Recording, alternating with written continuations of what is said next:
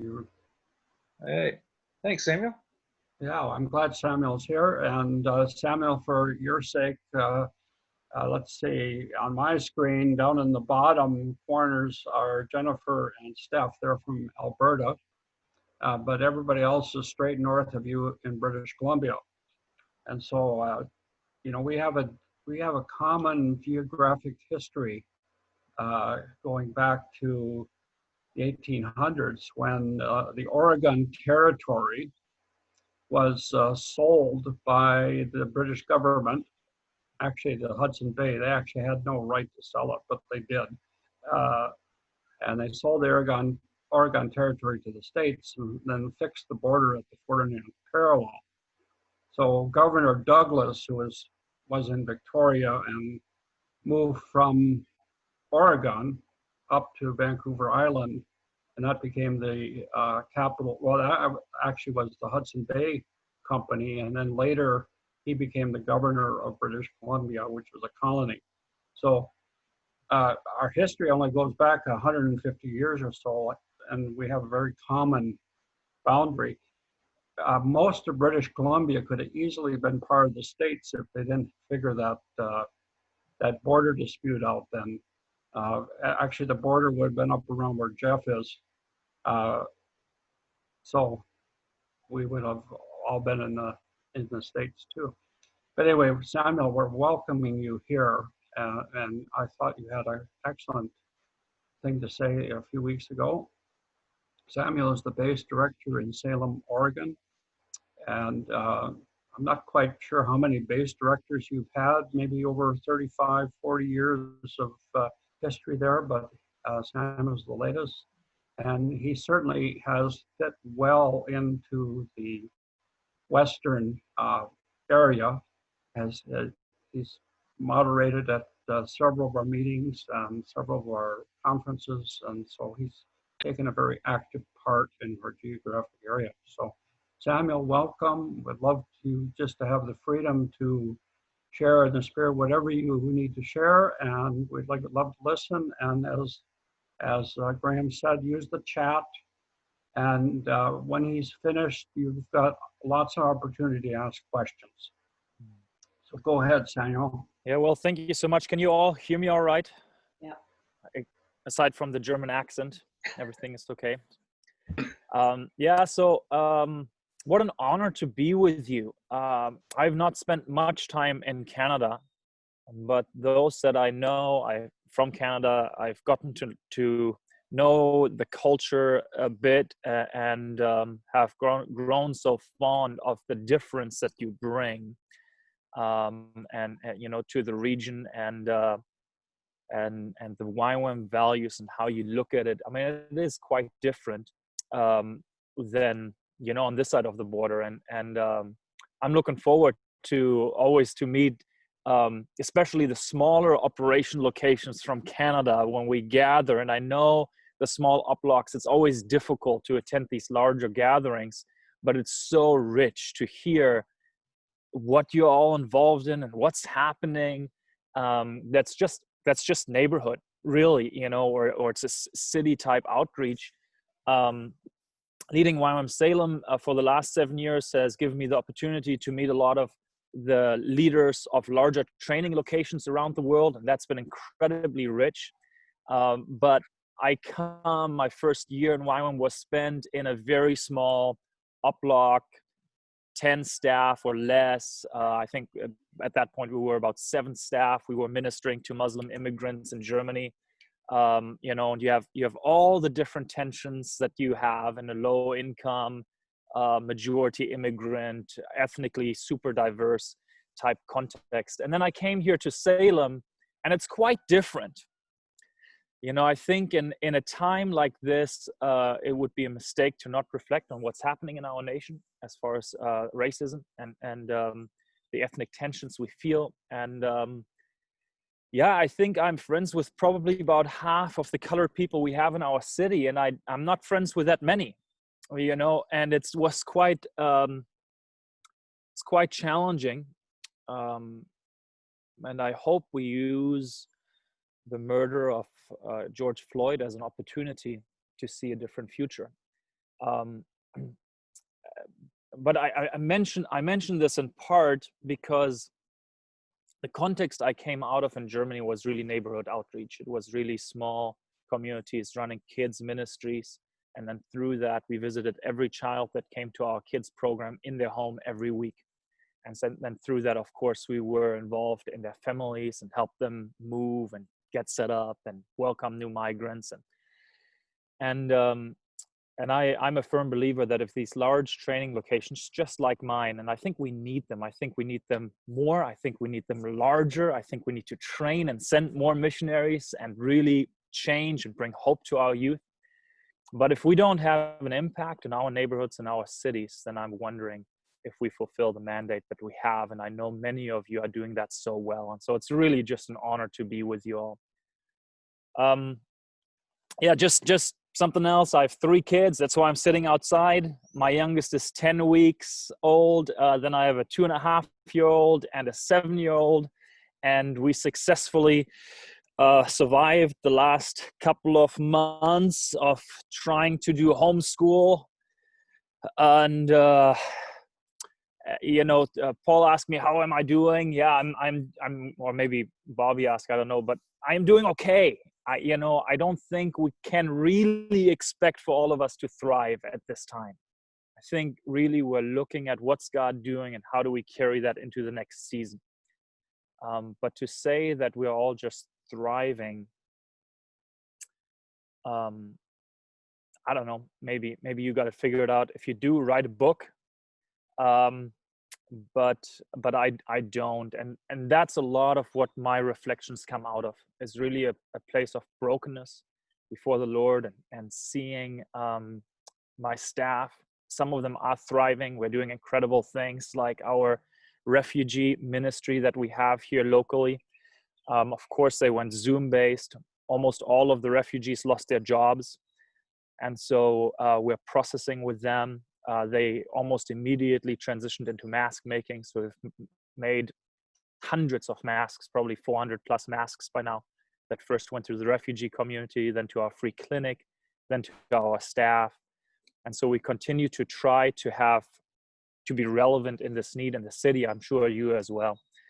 But certain staff are thriving and doing well. I have one staff, he's from India. He is an evangelist by gift and by role. And he walks 8 miles every day in neighborhoods because people are out walking. So we launched our evangelism ministry that's usually in front of the Capitol downtown and our university, in front of our biggest mall. Now they are just walking neighborhoods where they live. And so some staff are doing well, but others are in a valley. Just this... it's recorded, so I won't be super vulnerable about individual staff, but everything you see and we are concerned about as far as mental health for our youth, we see in our own staff team. How do we walk that? How do we reach out to those that are truly in a valley of despair and it becomes a matter of life and death? Why is it that after so many words that we have received from our elders about using this time to grow deeper with God, I see staff that can neither pivot towards relevant ministry, like I just described, nor really use this time to actually engage the presence of God in an increased measure? I think many just wait for it to be over. And since we don't know when it's actually over, they go deeper and deeper in a cycle of despair. Quarantine is not meant for people that don't know how to be alone. And solitude is one of the cores of our faith. We've always had it, and we will always need it. But our young generation does not know how to be in solitude. And anything I say this morning is not for me to look at our staff and saying, why can't you figure it out? But it's really looking at myself and saying, have I provided the type of discipleship that is needed for our young staff to be able to grow? Have I put systems in place that unintentionally created a dependency and really someone now becomes a YWAMer as a job, but outside of the 9 to 5, they're unable to function either with the Lord or as a minister, like as individual before the Lord or as a minister of the gospel. Yeah, for many of our staff, it's the first storm that they really face, and being alone and feel a deep sense of loneliness in that storm. And it's a hyper-connected culture, so they don't know how to face it. But I think we've had plenty of conversations about that. One of the things for me that I'm really processing is that all the calling of our staff emerges out of intimacy with Jesus, right? That's what we know. When we're intimate with Jesus, that's where we receive revelation. So the measure of our understanding of our own calling is in direct connection to our measure of intimacy with Jesus. So if my staff don't understand their calling, in other words, if the structure changes and they're not finding a way to actually live that out in a relevant way, they probably don't have a depth of understanding of their calling or of YWAM values. See, my evangelist from India that I referenced, he has an understanding of his calling. So this hasn't rocked him because he just was able to pivot. But it's someone that's working in our community life as a community life function where hospitality has become a job. And now we don't have guests. They're not able to live out hospitality. But that's because they have a lack of foundations of the values and a lack of depth in their understanding of what they're called to. So have we really led them into the type of intimacy that releases this understanding of calling? And what I had to walk away with is the humbling admission that I probably haven't. I've relied on Monday morning worship, Thursday morning intercession, and then just figured, you know what? The rest of the time, it's your relationship with Jesus. Live it out. I just don't think it's enough anymore. It's not enough for me.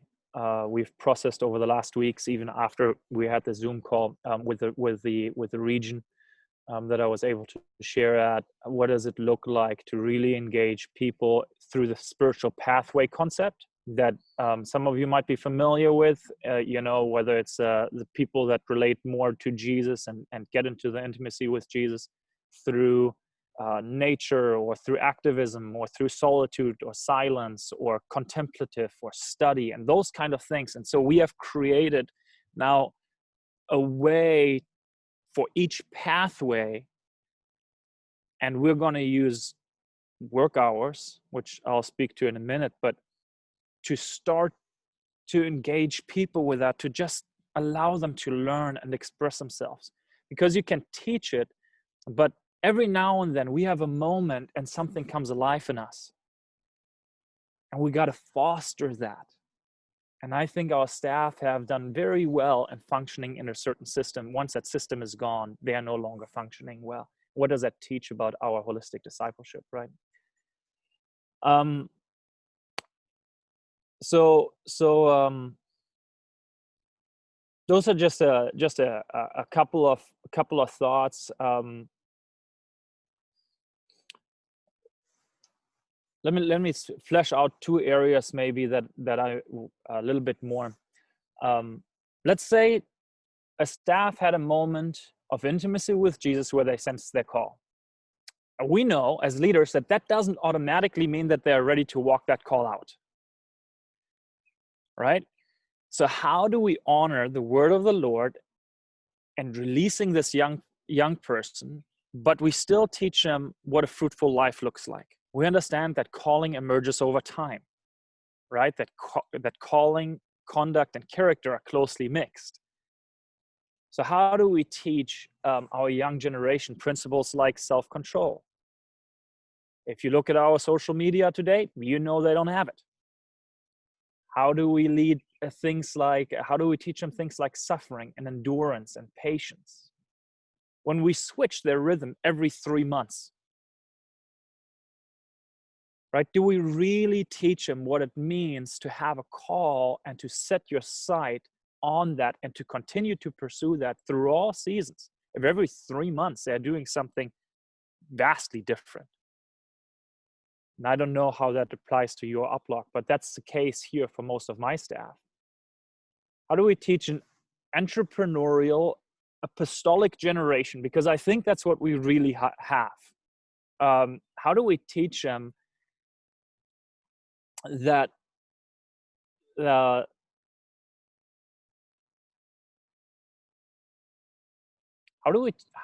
do we teach them that you cannot get anything without not sacrificing greatly? Because we have a generation that is so ready to take risk, but they have hardly any resilience in their calling. And so I wonder if we do them a service, or what would it look like to create an environment where their calling and this word over their life is actually welcome and they are championed, but they're not abandoned, but they're also not given whatever they need in order to make it happen. And we make it so easy on them that they just get to do whatever it is that they want to do. And when we are no longer there, they have nothing to fall back on. So one of the ways that I think maybe we could do that is to think in pilots a lot more than actually ministry launches. If someone really wants to start something, what could a successful pilot look like?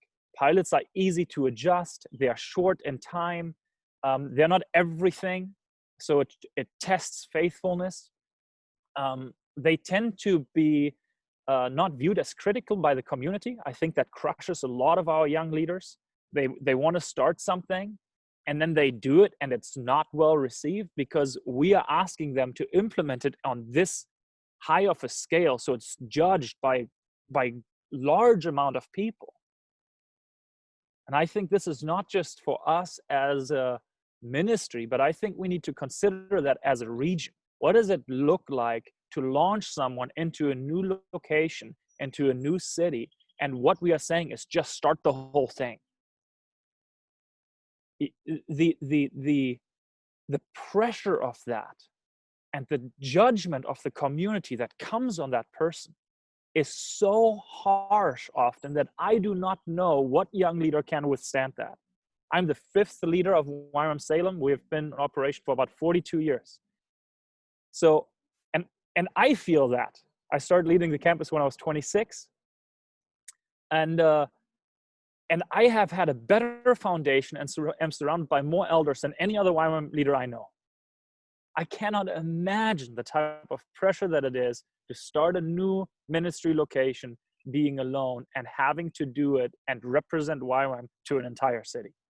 What does it look like to run successful pilots into that can adjust quickly, where you learn quick and you lose small, right?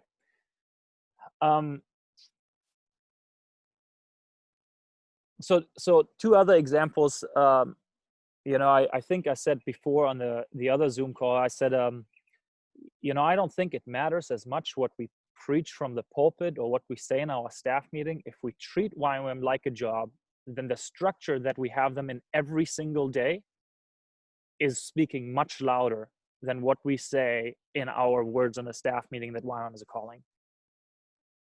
And specifically, I think we do that through scheduling and through finances. And so if I have people in a 9-to-5 job, and listen, I don't have the answers because they need to learn work ethic. So some staff need to learn to come on time and to work hard. But then also we have many staff that come, or I've seen many YWAMers that come and they think they're fruitful because they work 9 to 5. But we know fruitfulness is a very different concept than work hours. So if we have them in a 9 to 5 job, that's a system that's going to communicate every single day that YWAM is a job. Some of my staff feel pretty comfortable telling me what they would like their 9 to 5 to look like, but are also pretty comfortable to tell me that I should not expect anything outside the 9 to 5. So they want a calling within the 9 to 5, and they want a job outside of the 9 to 5. Right? They want a calling because they can have a word and say of what department, what school they serve in, but they want a job so that really they're using the boundaries teaching, which just, this is a side note. I love the boundaries teaching. Don't hear me teach against the boundaries teaching, but the boundaries teaching is built on a foundation of lordship of Christ. And if we take it outside of that, really what we'll have is a spirit of the world and not the kingdom of God.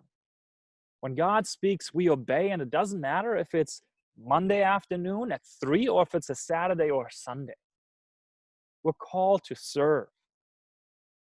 And in that, we need to have healthy rhythms of our life, right? But yeah, without the context and the foundation of the lordship of Christ and unconditional submission to God, conditional submission one to another, service and sacrifice, without those foundations, without which our generation doesn't have, I don't think we should teach boundaries anymore. We teach it every year. We run a counseling school. We have a member care department, and I really see a lot of healthy things about that. But if you do not teach the foundation of the lordship of Christ first, boundaries become dysfunctional. That's my personal soapbox.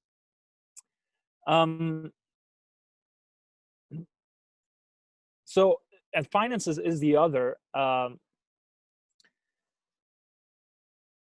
Do we serve our staff? We have them all raise their own support, right? I'm assuming, I mean, the system of how to get there is different in Canada than in the US. I get that, but this is not a legal comment. All YWAMers kind of serve, raise their own support. But then when they want to do something ministry related, it's very quickly they come to us as leaders and ask for funding for that. I don't think that's necessarily wrong, but I do wonder if we teach them faith. Because when we grew to the size that now we cannot house students anymore, and I needed to go out and raise $1.6 million for a capital campaign for a new building, and we're about halfway there, so I still have a mountain to climb. But I tell you, my faith grew. And that faith I will continue to take for the rest of my life. Because it is quite a different thing to sit across from someone and ask them for a 6-figure gift than to ask them for a $100 monthly donation. And I think we don't expose our staff to that anymore. If a worship department needs something, guess who is going to think about how to get that money for that? They come to the leader. What even outside of the ministry funds, because I'm not sure how you have it coordinated, we treat our personal supporters as if they're our personal supporters. But they're not just supporting our personal needs, they're running our ministry. And I think our ministry needs to be assessed as to whether it's actually fruitful and worthy of the donations that we receive. And if we don't teach our staff that, in other words, if our staff, biblically, I think it's a pretty clear principle that God's provision is connected to work. He provides abundantly for all of our personal and ministry needs. But it is connected to work, whether you look at Nehemiah building the wall, the Levites that are assigned duties in the temple, or Jesus sending out the 72 and says, the worker is worth its wage. In YWAM, we can at times clock in and clock out, but we don't actually have observe a very good work ethic among our young staff. And I wonder if we have done ourselves a disservice by treating their donors, even our language fails us, because they're not their donors. They're wanting to invest in something that's fruitful for the kingdom of God. And if we don't actually help our staff to assess, are they fruitful? And if they are not, then potentially find a way to release those funds into something that is fruitful, because that is a donor's intention. And I understand the YWAM values, and please don't crucify me here. but I'm trying to think through, how do we help our staff go deeper in their calling, deeper in the understanding of how do they actually treat in this area of finances their ministry partners. Sure, some give because of relationship, and if you would go to university or if you were the doctor, maybe grandma would still give you the same amount every month. But the largest amount of our donors do it because we're ministers of the gospel. And if we stop doing that, we should not receive those funds. And if we allow staff to receive those funds without actually challenging them to be fruitful, I don't think that that's fair towards the donors, and I certainly don't think we do our staff any favors. So what we have tried to do is to really step it up, and Tom Bloomer's letter gave a little, I don't know if you saw that, but gave a little bit of some cues there of how to assess fruitfulness. And what we try to do is to really implement personal growth goals and hold accountable to that, and ministry goals, basically performance evaluations that we do with every single staff on a regular basis. And if they do not perform, that becomes the conversation that we need to have, not whether someone works 40 hours or 30 hours or 20 hours. So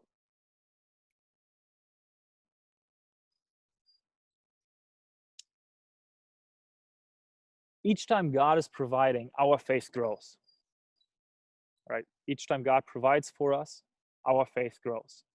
Do we have our staff in an environment where their faith can grow? In the area of finance. So let's just open it up for conversation. I don't want to beat a dead horse here. I think you're all leaders. None of what I say is probably new to you. And that's really not my desire. I think my desire has been from the beginning, really for my own life, to be honest, to look in the mirror and to say, what has COVID caused, and how do our staff really behave, and how do we apply what we have learned in this season to the next season. One of the parallels that I draw a lot is how our staff relate here during COVID is a really good indication of how they will behave when they're frontline missionaries. Because they will all be in areas that have some form of restriction. So how do they deal with restrictions? They will be most of them will be in an area where they do not have the structured worship intercession times. So how do they live out intimacy with Jesus? The majority of them will experience great loneliness when they move into frontier nations. So how do they deal with loneliness? And can I confidently say that I equip staff and students to be fruitful in an overseas context if what I see is that they don't thrive during a COVID time? So thank you, Samuel.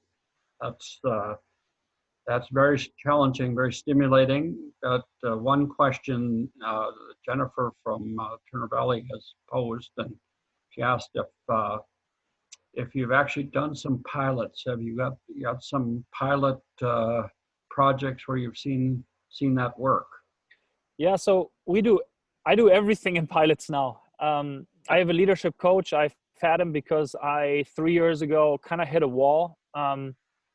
Well, by that, I don't mean that I burned out or that I burned up or even that I plateaued, but I just realized YWAM Salem had doubled in size in the 5 years before. Staff, outreach ministries, and students. And I don't have what it takes. And I didn't like the trajectory of my life anymore when it came especially to my family work balance, which I'm sure you can all understand. And so I got a leadership coach, and that's one of the things he taught me. So for the last 2 years, so we have run pilots. That's how we started our mentor coaching. I have 35 staff in a formal mentor coaching process right now. I have 12 that are starting to We're doing a certification that we launch pretty soon, but all of that had to do with how do we start small, how do we learn, how do we then take that to the bigger group, how do we get I'm sure you're familiar, you have early adapters, you have mid adapters, you have late adapters and non-adapters. And early adapters, for any idea, is usually about 5% of the general population, or 5% of your staff team. Maybe in YWAM, because we're so visionary, you'll have a little bit higher percentage, but really you want to get those people into a pilot, because your mid adapters will only buy into something that has a certain sense of fruitfulness already. They don't buy into a concept, they want to see if it worked. And so so that's how we launched our coaching mentoring track for our staff. That's how we launched our member care. So we had one, rather than saying we start a member care department, we released two staff to have one morning where they do, they had to start before work hours, and then they could go within the work hours. So it's kind of a split. We give you some time, but everyone has to sacrifice some of their own time. And we limited the group size. We told them they can only do it to one group. They can't announce it publicly. They really were challenged to get these early adopters. We do everything with an apprentice. We try to do everything we launch with an apprentice, because then if there is multiplication, if there's fruitfulness and does grow, then you have someone that is not talking the same language, but doing something completely different. Right, so there needs to be some kind of consistency. So those were some of the, and then in the larger ones. So we are pioneering a new ministry in Tangier, Morocco right now, and we wouldn't let them do it, without meeting our pioneering ministries criteria. But not just that, but without have boots on the ground several times, led several scouting trips of potential people that would join the team and those kind of things, So it's been we've asked them to be faithful to a 3-year process, and they have been, and it's still not smooth sailing. But I do think, well, I know they're super solid in their vision, and it had been tested over the last 3 years. So the last, you had some really good suggestions there. Most of those suggestions were not in YWAM language, other than member care. Almost everything else came from somewhere else. So where did you go outside of YWAM to find this? So, or reading, where were you reading? That sort of thing. Yeah, I mean, some of you are familiar with the leadership development course. And then there's a 1 week, it's called, I'll do a little plug here, Be the Leader God Created You to Be, so B2B. It's a 1 week seminar that kind of helps with some of that language comes from that. Really, some of the leadership development courses, a lot of it is built off of Robert Clinton's books, and he leads into, some of you are familiar with the leadership emergence theory. So there's another thing that I try to teach my staff. Listen, the highest fruitful times in a biblical leader and a contemporary leader are really in your 60s. So the group I'm talking to, what an honor to be with you guys, right? Yeah, Bobby, come on, cheer. So what does it look like for a 20 and a 30-year-old leader to really hone in on the ministry development and personal development here so that they can be fruitful in their 60s? We're not good at that in YWAM, and so really we have not even seen, I think we have not even seen anything close to the type of impact we can have, because our most fruitful leaders is a generation that it's been in YWAM for 40 years. So that's where I want to be. But then Paul, to the language, my coach is Paul Leavenworth. He is out of Des Moines, Idaho. He is, Iowa, Des Moines, Iowa. He knows YWAM well. He has been in YWAM for 2 years. He has a consulting firm. He is a professor on leadership development. He was coached by Bobby Clinton himself. And I've been working with him for 3 years and done several of his workbooks. yeah, I keep referring him to a lot of YWAM leaders because it's been tremendous. So just a plug for Bobby Clinton. He's studied over 2,000 yeah, cross-cultural leaders all over the world. He's written several books. The Making of the Leader has been updated recently. He's taught at Fuller, but again, just an excellent understanding of leadership, and a lot of his principles are taught in YWAM, or they've been co-opted by YWAM leaders and speak about them all the time, but may not give him credit. But it's yeah, just a way to kind of dig into some of the language that Samuel is speaking about. yeah. What I would recommend really is Paul Leavenworth's workbooks. I can give you the contact and the website for him and his materials, because he was mentored by Bobby Clinton and is good friends with his son, and that who now leads the Clinton Institute, Leadership Institute. He was commissioned, so Bobby Clinton commissioned Paul Leavenworth to contextualize his materials for emerging leaders. If you could post that, you could either post it in the chat or send it to me in an email, or Graham in an email, and we'll distribute that out to everybody. Yeah, I'll do that. Amanda's written in, curious about staff coaching and mentoring process. What does it look like in general, but particularly in regards to developing vision? Yeah, let me, Graham, could you enable screen sharing for me?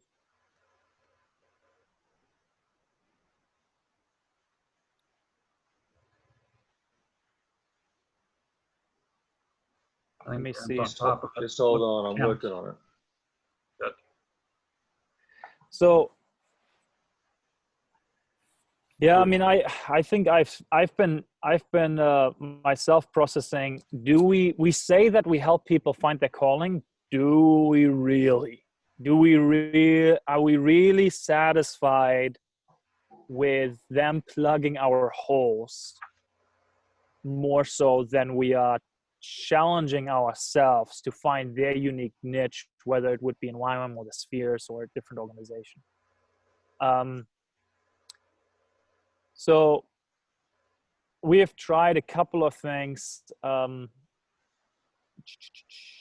me see. So this is one, the spiritual pathways that I talked about, you know, that are how do we engage the presence of God, these different ways, which I think that's what we need to start with, helping developing vision, because a vision that comes out of a strategy that's not out of the presence of the Holy Spirit in our lives, I don't think is what we are shooting for. I think we are needing to continue to shoot for divine revelation first and foremost, and then how do you structure it outside after that? But of course, you know, often people need to actually see it and touch the need of the world to get that vision. So here's two things that we have for all of our leaders. So this is an onboarding process. Anyone that leads a department goes through this onboarding process. And so after you are kind of organizational strategy application, which is YWAM values, YWAM Salem vision, those kind of things, you would do expectations, leadership expectations. And that already does include things like, we don't expect of our department leaders to be the one-on-one of every one of their staff. We expect our coaches and mentors to try to identify people from our staff that they track with much longer than the 3 months period of time. So even if the departmental function changes every 3 months, the consistency of the discipleship should not come through the direct leader only. It should come through a mentor that walks with them over a period of years.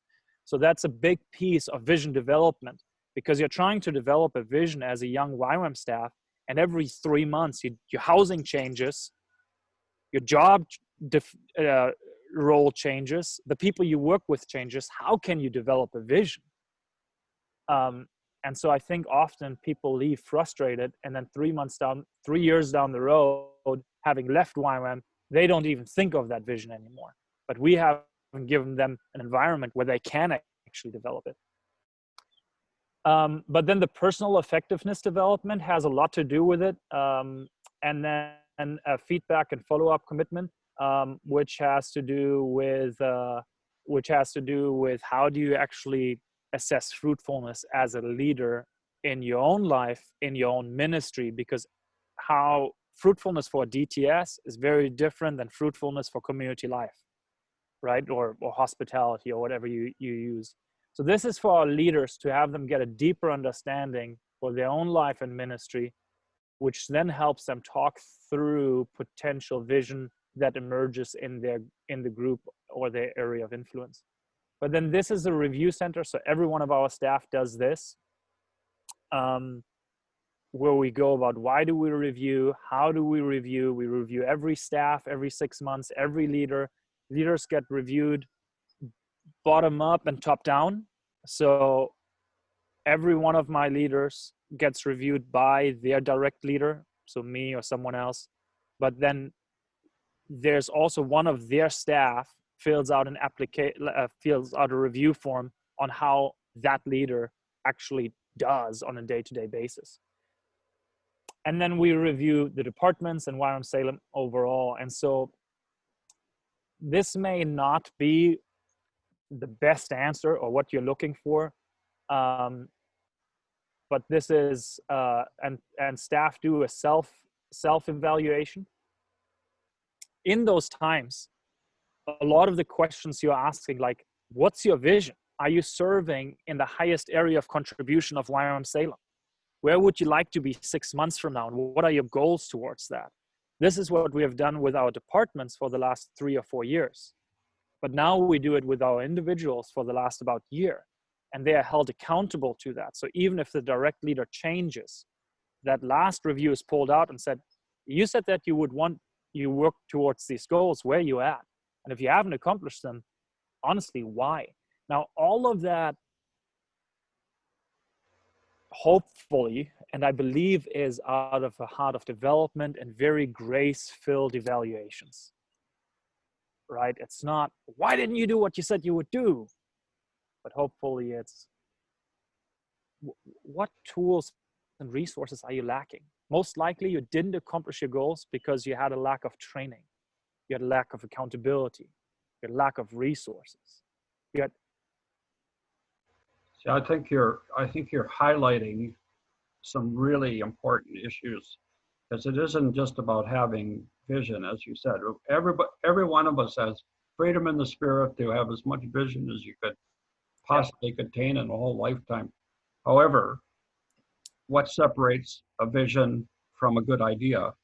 And I think you nailed a lot of our concerns, is most of us do not have the training to do what maybe God is calling us to do, which is part of that process. And so you're starting to systematize that process of training development and that sort of thing.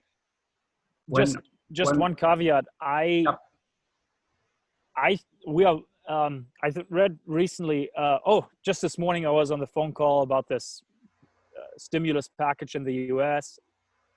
Our government has 18 revisions for something that simply should be somewhat simple. I don't know if I've ever seen 18 revisions in YWAM.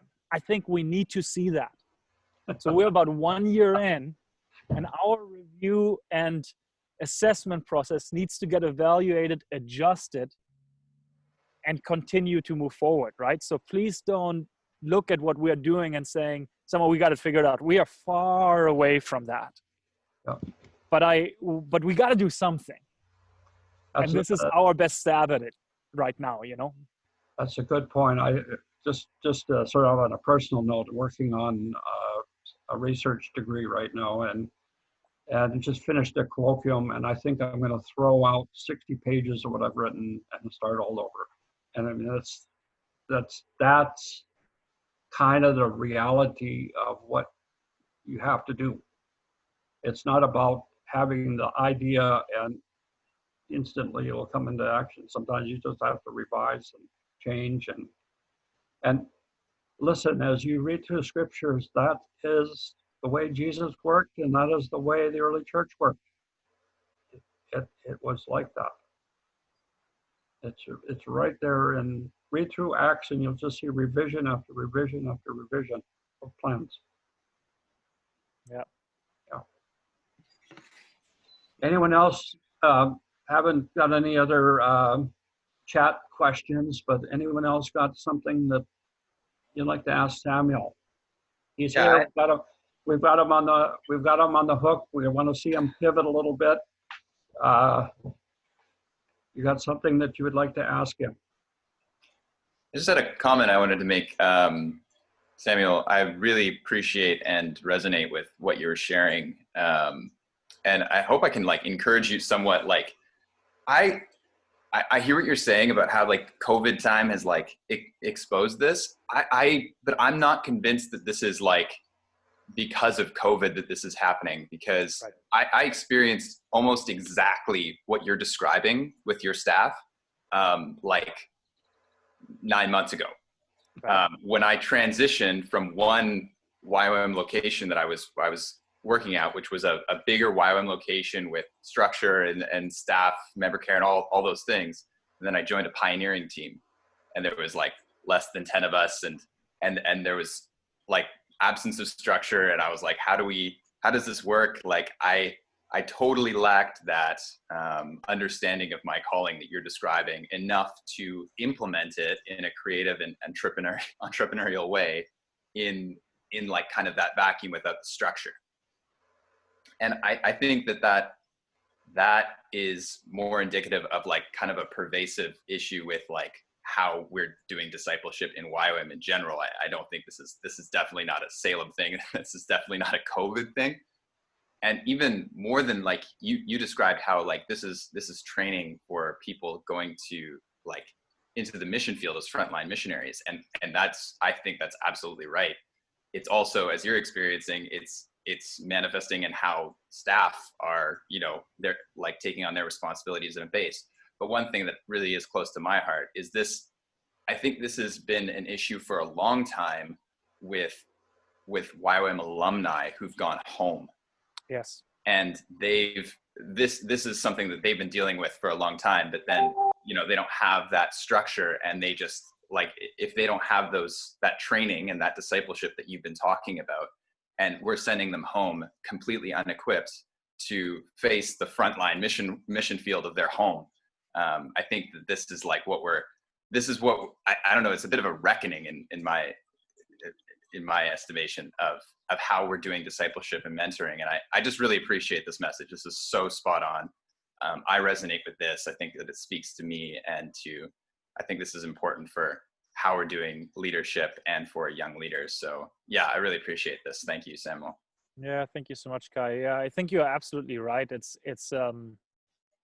crisis rarely, it brings out some new, but crisis rarely brings out a whole lot of new. It just reveals what's already there, and it doesn't matter if we right now look at the streets in the cities of the US. The very reason why we have protests and riots is because it's not an isolated incident. Yeah. Right? It's a decades of injustice. And so it's the same with COVID. I just see it more because all of a sudden where you think you see it in individuals, whether they're going home, like you're saying, or, or whether they're still here, now you see it, we have, with our frontliners, we have 140 staff. So it was the first time you could see it just with everybody. And how do different people react? And it's interesting for me that especially those over 60, there have been very few concerns because they have had their calling tested over and over again. They have weathered the storms. They have walked through the wilderness. But our young ones, it's been really difficult. So I have just thought something to ask Samuel. Thanks for what you shared. It's just really, really good and very helpful. I don't have a base. I just have a wife and 3 kids, girls, and 2 dogs.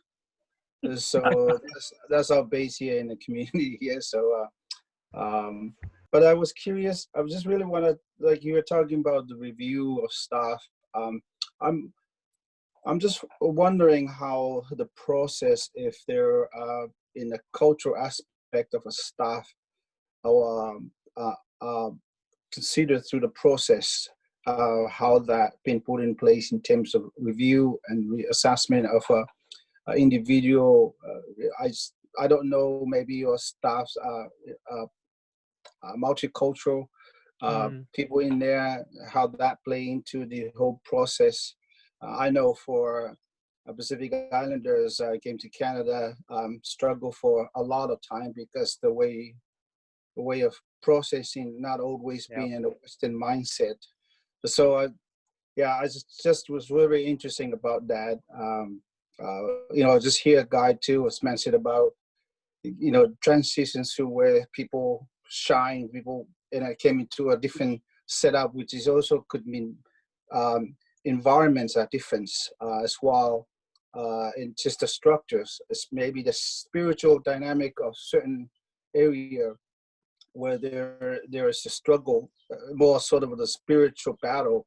I was just very, very curious, but think you said, I was very just the whole, you mentioned earlier when you share the generations are willing, a lot of willingness to take risk, the lack of sacrifice. That's just very powerful because I watched it over the years to some of the people that we work. We have teams that come through in our community. Those are the stuff that we're continuing trying to work through with people. So not necessarily YWAM, but there are other people in the church. So, but I just thought to kind of share those few things. So thank you very much for, this is very incredible what you share. I really appreciate it. Yeah, I mean, I think I learned a lot from Tim Swoboda. He has, I don't know, maybe 13 city ministries now in San Francisco. And they have done ministry reviews, which then we changed that. Some of that is built on Good to Great, the book Good to Great. There's some other things, good resources out there on evaluation and performance and those kind of things. But I think the cultural context, you can think through. I mean, one of the things that I would encourage you is to make it if you have lots of ministries that are very small, 5 people, or, like in your situation, one person, could you come together on a regular basis to do it with each other?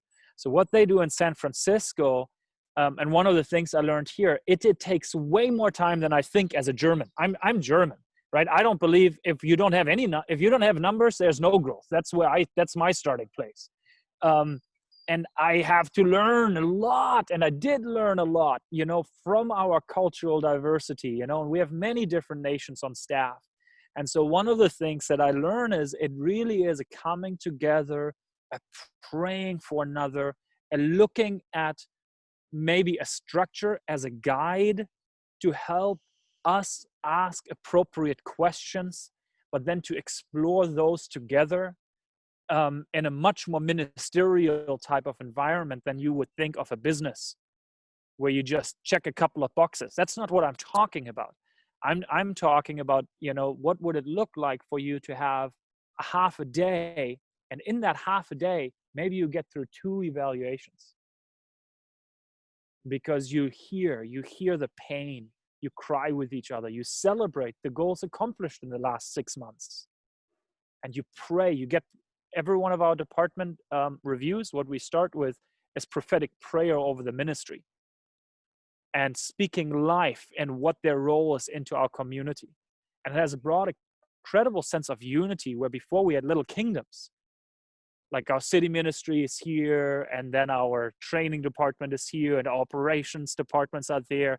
And there is a tension because they share resources, share staff, so on and so forth. All of a sudden they start to celebrate each other, because I regularly get a word of the Lord over your life, and I am encouraged and challenged to actually point out and encourage you what the role is that you play in the community. So that's how it looks like for us as a ministry. But Tim Swoboda does this very well in San Francisco, bringing his leaders together regularly to pray and to process with one another. But then you do ask, because then you have the relational capital, even for a Pacific Islander probably, you have a way to say, you have made a commitment before us, before the Lord, that you want to grow in this area. Where are you at with that? So just because we have a paper that guides us, let's be very sensitive to how relationally we then interpret that. Could I jump in here with I don't know if I'm muted or not. Hello. Samuel, I want to say first, thanks for doing the scary work of review and evaluation, because I mean, it is kind of scary, especially when you first implement it. But I mean, so yeah, I'm one of the ones that's been around for a long time, and I think this is what's been lacking or missing altogether in many circumstances, and so if I could just encourage all of us, even probably 30 years ago, we did I don't know what we called it, some kind of assessment or something on our base. We had about 40 staff at the time, and across the board, and this is in Southeast Asia, so I'm talking in a context where communication is implicit, it's never direct, it's, you have to know so much to understand what's going on, body language, tone of voice, eye contact, who's in the, like there's just a million things. Before you can understand what somebody's actually saying, there's a lot of stuff you have to understand. And, but across the board with our staff, young and old alike on our staff, the number one need that people expressed, what they felt they were lacking and what they really wished for, was input and feedback. Like people, we all want to grow. We all want to see progress in our lives. And everybody across the board said, oh, I wish I had more input. I wish I had some feedback. And, I think our hope is that we're just like, are we doing okay, Lord? Yeah, we're doing okay. And then, there's all this stuff to do. And so evaluation and review was like totally lacking, totally missing actually, and so, but everybody wanted it. And so, like you said, there are culturally appropriate ways of, you don't just tell somebody, well, you're really good at this, but you suck at that, or something. But, it comes in relationship. It comes when you have that relational capital. It comes because people trust you and know that you're looking out for their good, and it's not just like the top, am I allowed to say it? The top leaders, the director kind of people who's reviewing everybody else, but we are all evaluating ourselves. We're helping each other evaluate each other. Like you said, you have a list, you have a paper, but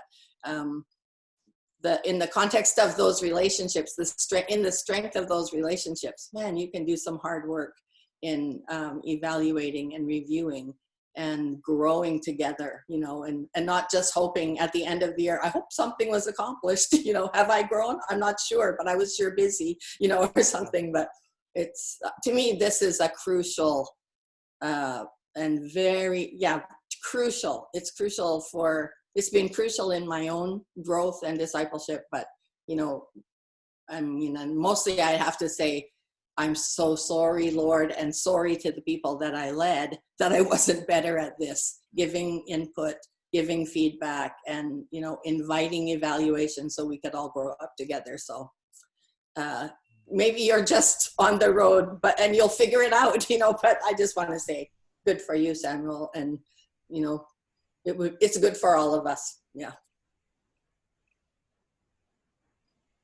I think, thanks, Bobby, so much. I think what has been happening, Samuel, and you've modeled it actually fairly well for us, as a bringing your German piece into it, and kind of joking about it even, where it's the word of the Lord, it's spiritual, it's visionary, but then you've got all these practical pieces, and it's always going to be something like that. You never just get a vision or a word from the Lord and then we tend to have a mythical understanding that if you have that, you're okay. But it's insufficient. It might get you going, but it won't get you there. Yeah. So it is about developing those skills and resiliency and all that. And we do have the resources around us. And it's all these people here on the screen. All you have a contribution to these challenges. It's just pulling all those resources together. And now the questions are starting to pop up. So we're kind of right at the time here. Graham, what is the time? Are we? Well, we're definitely over our hour. We're at the hour and sort of 10-minute mark. But like I think a lot would have to depend on how people are feeling. Like I'm good for probably another 20 minutes, and then I've got to get doing something else. But if people have to drop off, that's fine. We'll send out the recording here. I'll send that out later on today if people need to go. But if you're able to stay, hang in there, and then let's just see if we can pull this together by 11 o'clock. And if you can also save the chat and send it out. Yes. Yeah, and so I'm just a little bit concerned about the girls up in Fort McMurray, what they've been chatting about on the side there. Yeah. I think they use their text messages for that. Did they? Well, they're in We a all different know room. now that- I'm not sure about that. I We saw a are lot of. smarter than the private chat, guys. Thanks. We're in 2 separate spaces today, so we need to stay together somehow. I think we just listening to stuff, like trying to figure out how to apply this to our smaller setting and how to make it relevant and fruitful for us. And when your team is your husband, doing these evaluation things is like, no thank you, no thanks. So even just with the 3 of us, like that, trying to figure out, like, although it's important and whatever, and like we have some scheduled times during the year where we evaluate what's happened, and not as structured as what you've put up, Samuel, but I think you have to have a little bit more when there's more of you. So just trying to digest it. I don't know where we go from here. I think smaller chats might be helpful if people can stick around in some Zoom rooms just to kind of digest it a little bit more. But if we can't, then I think, we're all responsible to continue processing ourselves as well. Great, thanks, Steph. I think too, we had a comment from Jennifer, just wished Samuel that you had been in some of their leadership discussions over the last year.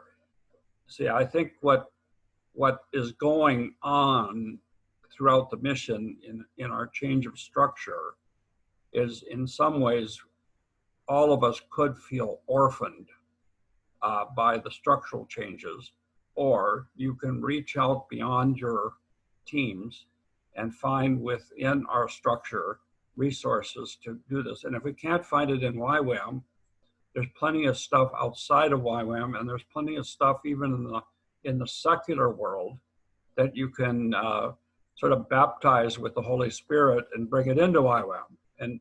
But you got to do the work. Nothing comes on a silver platter. So it's not this is going to be, if you're going to, I like your challenge, Samuel, because I think this is easy to say in YWAM. Oh, you come in YWAM and you're 20, 30 years old, you're going to be there for a couple of years, and then you're going to go on with the rest of your life. But there's some of us that have been in this our whole life. And I actually agree with you. You don't really get effective until you get older. So even though we champion the energy of youth, there is also the longevity of going. I think Eugene Peterson wrote a book, A Long Obedience in the Same Direction, is a real important part. Oh, hey, there, Amanda's even got it right there on her reading list. They're good. So I think it's a balance of that. And you certainly stimulated some good things. maybe one comment with the smaller teams. I think we teach a lot, and YWAM teaching is amazing. But what would it look like for us to become more facilitators as leaders than point teachers? You know, so when we come to gatherings, when we come to YWAM conferences, it's basically the same conference every time, right? And so what would it be like to run gatherings that are highly relevant to small upblocks? You want to have the teaching, but yeah, you probably shouldn't review your spouse, but you should have a performance evaluation. I mean, part of it is just you know, whatever language you want to choose for that, but that's a very healthy thing. So could there be a celebration and evaluation culture that we can adopt in some of our gatherings for our smaller upblocks, rather than just we sit in something and hear a teaching that, quite honestly, now, especially during COVID, we have gotten quite used to getting like this.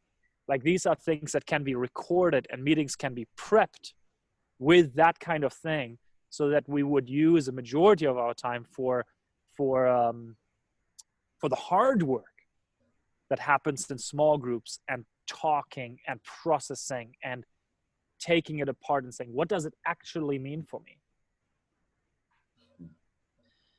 Thanks, Samuel. I love how you brought clarity. We got to take off here, but thanks for your clarity in this. You know, things that have been kicking around in our heads for a while as we're pioneering up here in Victoria, and how we kind of walk forward in this. I love the pilot project idea. I'd love to, you know, can't wait to talk to you more about that and kind of how that's implemented and how we walk forward through that kind of stuff. But I also love the foundation that this is all under the Lordship of Christ.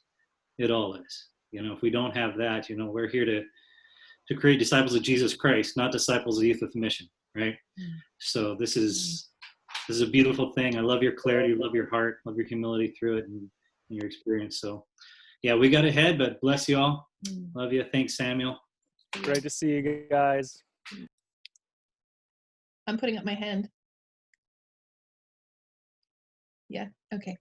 I just wanted to say thanks so much for your honest vulnerability. I think that's, to me, it was really brave and opened the doors for a lot of really good conversations, and I think made a space for that. So I just want to say thank you so much for doing that. Thanks. Anyone else with a verbal thank you for Samuel? Bobby's given a wave. Well, kisses too. Well, Yes, YWAM 902 would like to say thank you very much, Samuel. We really appreciate all the prayers that you guys have been throwing our way, all the support, and I bet that there's a bunch of other locations that you guys are praying for and encouraging too. But yeah, we just when we get those notes from you, it's really encouraging for us, and we love it. Keeps us going, and so we appreciate that you took the time to share with all of us.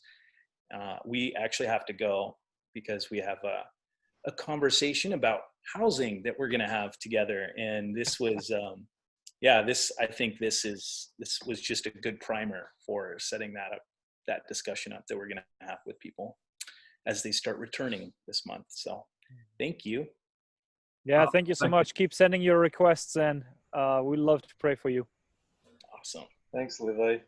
Bless let you, buddy. me close off our time in prayer and just follow through with emails, chats, and conversations with the other. Thank you, Samuel. You have really been vulnerable too, and I thank you for doing that. That always goes a long way in YWAM. Yeah. So we thank you, Lord, for your presence, and we thank you for the technology where we could be together. Thank you for the stimulation. Help us to grow in the grace and knowledge of the Lord and continue to grow and develop over our whole lifetime. May we all reach a place where perseverance is just who we are, and that we are becoming and we are growing as disciples of Christ over our whole lifetime. Bless our our relationships, all my relations. In Jesus' name, amen. Love you all. Bye, guys. Blessings all. Thank you, Samuel. Thanks, Samuel. Thanks so much. Samuel, I also want to thank you for the job you do in the North American prayer communication thing as well too. That's a great job. I wondered for a long time, who the heck is this? Now I know. Yeah. Yeah. Blessings. Yeah. Thank you so much. Bye, guys. Bye-bye. Bye, everyone. Bye.